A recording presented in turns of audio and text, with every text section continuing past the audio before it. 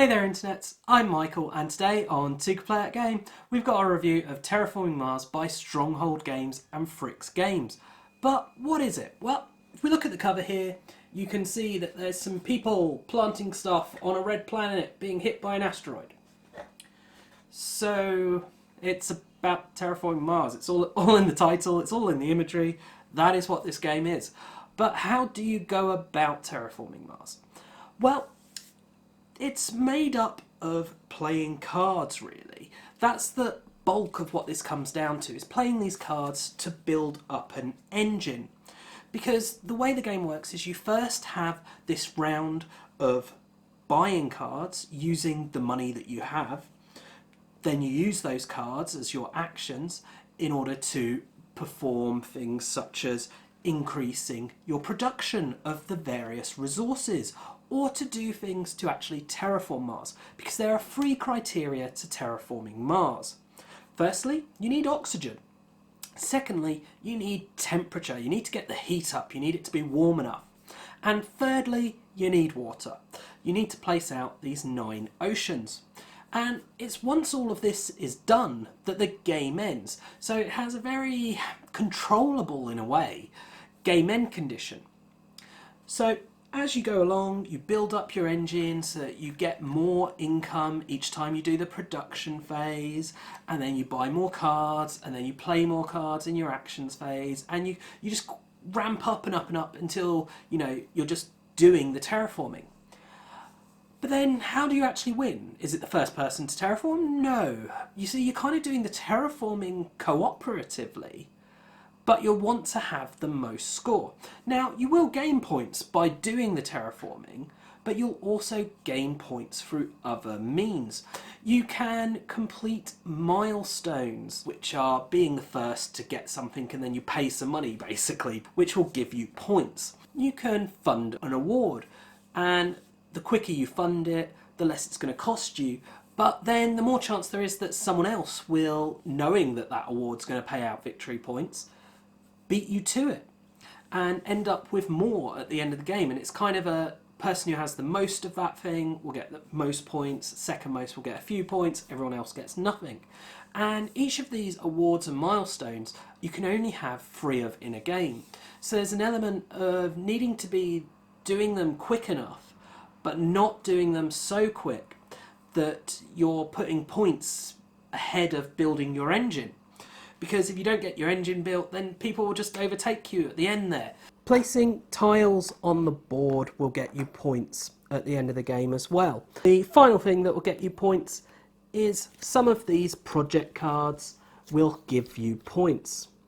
So yes, there is a lot going on in this game. There is a lot to do. What do I think about it? Well, let's start with the artwork. The art on the cover here is really nice, it's really thematic, really interesting, but then the rest of the game doesn't really have a huge amount of artistic value. I mean, if we look at the board here, you can see it's Mars. It's fine, it's perfectly fine, there's nothing wrong with this image. It is a good image. But it's not exciting, it's not interesting, it's realistic, it's just a bit bland. And that can be said for a lot of the art. I mean, if we look at the player mats here, they're good graphic design wise. It's clear what everything is, it's clear how it all works. The idea of production is all in the brown, works well. And as well as it being in the brown, they have got a textured background as well. So if you're colourblind, it works well for that. Then the cards. Now, the cards, the artwork is very mixed on these.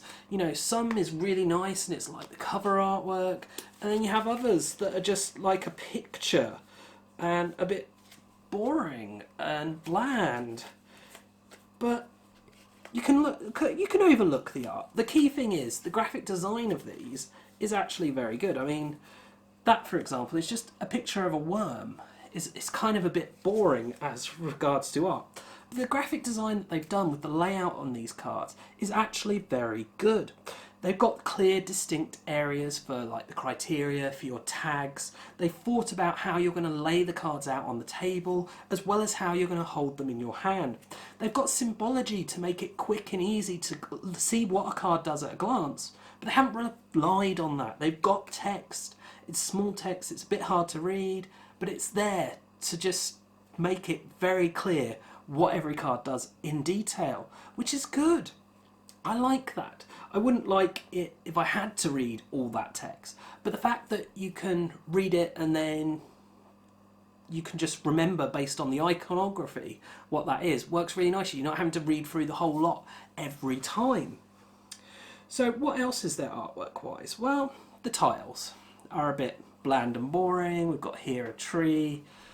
It's just a tree, and the cities. Yeah, I mean, the whole thing is artistically a bit bland and a bit boring. But that's not uncommon for Euros, so is it a problem? I really don't think it is. It's just, I would like more exciting art there, really. So now let's move on to components. Now, this is a game that has been trashed for components. There are a lot of components. I mean, you can see I've got a few of them out here. And I'm not going to talk about every component. I'm going to talk about components that are good in quality and bad in quality. And unfortunately, there isn't a whole lot of good to talk about. So we'll start with the bad. The insert is absolutely terrible, and they've admitted this, and future print runs will have a better insert. Pretty much every copy of this game from the first print run had a damaged insert, so that was not good thinking on their part. The next thing is the player boards. Flimsy, very, very flimsy.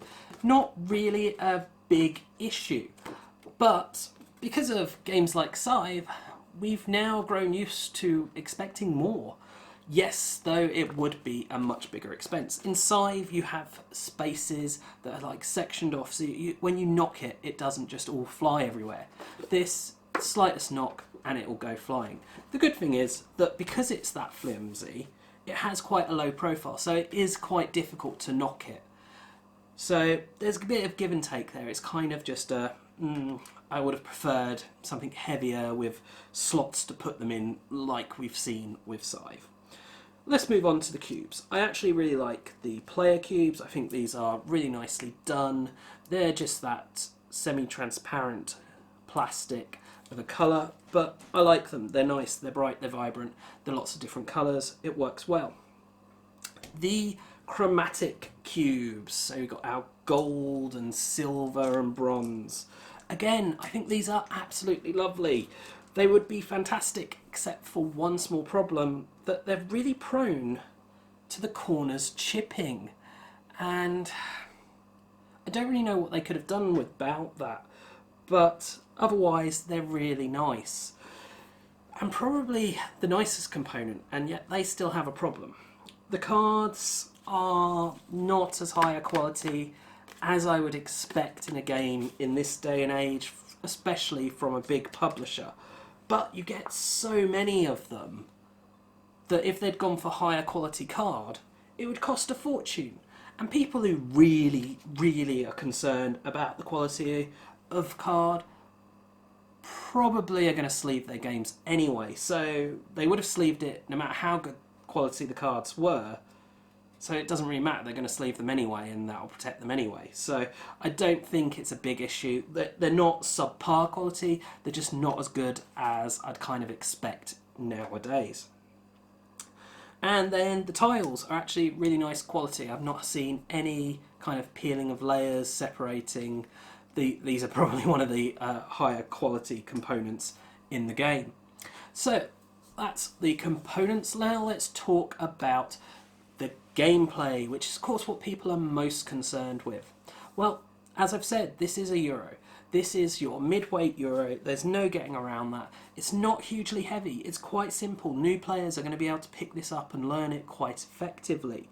The game has set out the rules, having these beginner corporations and the rules for that beginner corporation where you start with keeping all your cards. is really good. They've really thought about what is going to be the difficulty for a new player coming into this, and how can we help mitigate that? How can we help make the game work? And they've done a really good job of this, because they've not made it so that the whole game changes. They've made it so that the game for that one person can change. And it actually works better for there to be one new person and lots of not new people in many ways. Because the beginning corporations are actually really good and powerful, but just a bit bland and boring. So it means it kind of offsets their lack of knowledge about the game somewhat to help them actually do better in the game. So that's good. The fact that they skip parts of the setup and they can just spend the time reading their cards, thinking about, okay, what am I going to do? While everyone else is having to, make decisions about what they're buying, what corporation they want, etc. Works really nicely for stopping there being now we've got to wait for the new person to figure out the game. So that's really good, really well thought out and really well done. So I'm really pleased with them for the way they've done that. Again, the fact that they have the advanced mode, all the cards, it would have been nice for those cards to have been separated. It was a bit of a pain to go through separating them all. But the fact that they've done that works really nicely, because again, it's that amping up the level of play. You can get a couple of games, and there's tons of cards here that you could probably easily play a good 10 games or more before you actually feel the need to add in the advanced cards. And then you add in the advanced cards and it just creates even more variety. That's the thing, that's what these cards are giving you, variety in gameplay. Because how you're trying to win is always the same, really, what you're trying to do. You've got to try and get the most victory points and terraform Mars, but it's how you go about doing that. And I like the fact that the corporations, the fact that you have these corporations to choose from once you've gone past the beginner mode, helps kind of force you into trying different means, like going, I'm going to go a heat heavy game and try and do, temperature up and go that kind of route a bit. Or, I'm going to focus on space cards, I'm going to focus on greenery, I'm going to focus on oceans, all these different kind of aspects of the game. And there is a lot of different aspects of this game that you can focus on. But what the game comes down to in its core is balancing the engine building, the terraforming, and gaining points. If you focus too heavily on gaining points, you won't get your engine going enough, you won't have the terraforming going, and other people will get that, and that kind of adds a bit to the engine. When you do a terraform, it gets you victory points for the end game and also increases your monetary income. So that works really nicely to give you incentive to do terraforming as much as possible. And there's nice little elements where, because there are bits where if you hit a certain point on a track for the terraforming, you unlock an ability. So there's an element of, I don't want to put someone in reach of getting to there. So you kind of have this almost Cold War, right, I'm holding off, I'm not putting the temperature up. Are they going to put the temperature up? Are they? No. Well, I'm not doing it either. And it kind of goes that way for a little while till someone finally does it, or till you actually have enough that you're able to do it in one go. And it works really nicely. And a big part of what makes that work is the fact that they've done an interesting thing in this game, whereby it's not that you do one action and then it's the next person's turn, or you must do 2 actions and then it's the next person's turn. You have a choice to do 1 or 2 actions. Now, a lot of the time you're just going to want to do the 2 actions and get yourself as much as possible. But sometimes when you have like that Cold War situation where you're trying to avoid being the first to get to somewhere, but you want someone else to do something so that you can do it, it's really helpful to be able to go, okay, well, I'll do this 1 action. That'll do. That'll buy me some time. And it's really useful to be able to do that and then say, well, I'm not taking my second action. But the thing is, when you do that, people know, he's waiting for something. What is he waiting for? So you're kind of giving away some information as well. So you might think, right, well, can I afford to do 2 buying time actions here? Just so that they don't know that I'm trying to buy time, which creates a fantastic element. And as I say, the variety in cards, the variety in ways you can go about this. I mean, you see this and you see all these different types of resources, and they all work slightly differently, they're all doing slightly different things. But at the end of the day, they're all helping you get towards winning. And so you can focus on different areas is really good. As a Euro goes, this has a really easy learning curve. but with a great amount of replayability due to all the cards. If it wasn't for the cards, and the sheer number of cards, and the fact that every card in this is unique, there's like 180 cards, and they're unique. So that means the chance of you ending up with the same cards in one game as opposed to the next game is really limited, especially everyone at the table ending up with the same. So as I say, that creates a huge amount of replayability, which is important because that's the only area really that replay value is coming from. And it's because it's random. That level of randomness with those cards is what creates the replay value and the excitement in this game. If it was just making the same decisions, and you would just end up playing the same way, or it becomes sort of chess, where what you do is just purely based on what your opponent does. Whereas in this, you've got elements of that, and you've got interaction, because some of these cards affect what other people are doing. You've got interaction on Mars, where you're choosing to place things. You can place your tiles to try and block people, like if you see that they're kind of working along a line, you can place one to block that line. So there is a lot going on there, and you've got to be careful placing next to other people's cities, and so much going on, so much interaction. You know, you've got interaction with stealing resources on that board that's really good. Now, what a lot of Euro players aren't going to like is that level of interaction and that level of randomness. Now, the interaction, because it's not in your face, I think they will be okay with probably. The randomness is very, very, very strong. And it's not that it overrides the strategy. There's definitely more strategy than there is randomness. But when you're dealt your 4 cards and you're like, well, I don't need any of these aren't very good, and someone else gets dealt 4 cards and they're amazing, that kind of can influence the game. Over the course of the game, it will balance out though.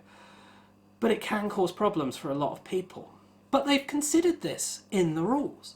They've introduced in the rules a variant for advanced play that you do drafting of your cards. So you'll get your 4 cards and you won't just go, oh, I don't want any of these. You'll go, okay, well, I don't want any of these, but I think they want this one. So I'll keep this one and pass them the other 3. And then you get passed 3 that are good cards that you didn't draw. And that really mitigates then that luck factor that will put a lot of people off who like Euros. So the final thing I feel I need to talk about with this and the gameplay is, of course, can 2 play that game? Yes, it works fantastically well as a 2-player. In fact, it works fantastically well at all the player numbers. It can run a bit long at 2 players. You might be thinking, what, how, why? It's because of the end condition being the terraforming. When you've got 3 people working towards that, it actually terraforms much quicker, or at least it probably ends up about the same total game length. But with regards to your own personal feeling of the game and how far you've gotten, how much you've built up your engine, it's very different. You'll have a much more robust engine in a 2-player game compared to in a 5-player game. And then the single-player game is really interesting because it has this time limit and you're trying to get as many points as you can and terraform Mars within that time limit. And just the terraforming Mars can be really difficult in that time limit, depending on the cards you get. So again, it's really interesting, and it creates this tension of, right, when do I go for points? When do I terraform? You know, what do I focus on when? That works really nicely and creates a good solo play mode. Now, I wouldn't say it's one of the best solo play games out there, but if you're getting it anyway to play with other people, it's definitely an enjoyable challenge. So with the 2-player, I quite like the way it's kind of neck and neck doing the things, but there is one kind of problem with it. You see, the take that aspects, the interaction that I was talking about, there's not really an issue on the board. In fact, it can be a bit bland with regards to interaction on the board in a 2-player game. There is a little still going on, but it's with the negative effect cards here, because you've only got one person to target. So if you get a lot of negative effect cards, the other player can feel quite picked on, whereas in a multiplayer game, it's quite rare that you'll just keep picking on the same person, because there's really an element of, well, that person's got loads of that, I need to stop them. And it's not always going to be the same person with the same loads of a thing. So yeah, great game, works well at all the different players. Definitely not one for people new to gaming, I would say. But, you know, if you're starting to get into your Euros, that sort of, you know, you've played all the Ticket to Rides, those truly gateway games, because this isn't a gateway game, but it is a simple enough Euro that if you're wanting to start delving into those heavier mid-weight Euros, that this is a good one to go for. And it's definitely one of the most interesting with regards to the actual gameplay, the decisions there, and the element of luck, and the way that you can be in with a chance of winning even if you're a new player. It's not just, right, well, you've played this before, I'm destroyed, and okay, 3 games in, I kind of know what I'm doing now. In this, you pick up what you're doing really quite quickly, and that's very good, and it helps keep the game fresh and enjoyable so that someone plays it and they want to play it again. They're not going to go, yeah, you destroyed me, what else have we got to play now? But of course, it is a longer game as well. A game of this is going to take you 2 to 3 hours, probably. I have heard of other people doing it quicker.